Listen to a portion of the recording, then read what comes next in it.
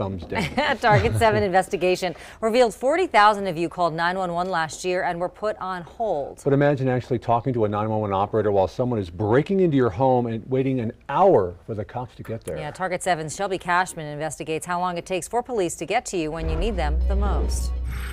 It feels surreal. For a moment, like I couldn't believe what I was seeing. I don't know what's happening right now. My adrenaline's going. This is my home. I see two masked men breaking into my house right now. Eventually my cameras go dead. I don't know why nobody showed up yet.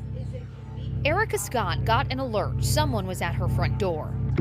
When she opened her home security app, she saw someone snatch her doorbell camera. Then, on another camera, she saw someone cutting lines on the side of her house. She called 911. When the police finally did arrive at our house that night after an hour, they told us that there were 12 police cars patrolling all of Albuquerque that night. They did not have enough manpower to come and respond to our break-in. Target 7 obtained documents showing APD's response time has increased every year since 2011.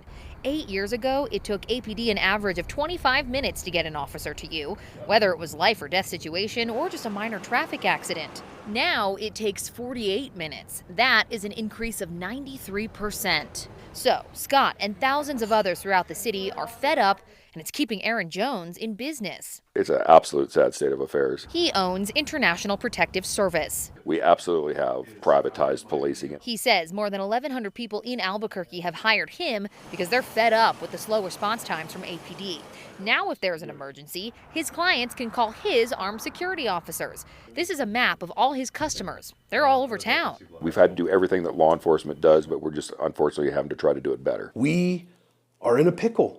The Albuquerque Police Department is understaffed. It has been for a number of years. Target 7 looked at APD's manpower over the past 9 years, and when response times were quicker, there were more cops. There were more than 1,000 cops in 2011, and that's when it took an average of 25 minutes for the officer to get to you. Right now, the department has 950 officers, and it takes an average of 48 minutes for an officer to get to you in an emergency. We have an obligation to this community to provide a level of police response that they expect.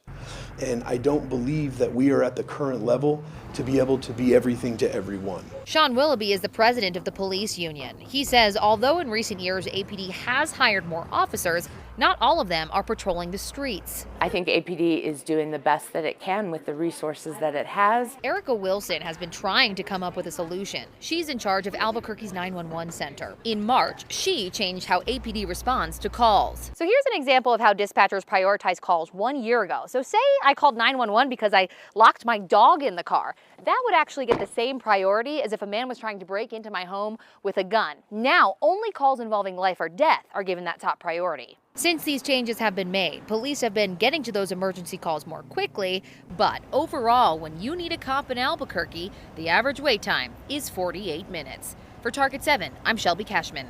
He is trying to hire more officers right now. They're recruiting out of state to try to lure new officers here to Albuquerque.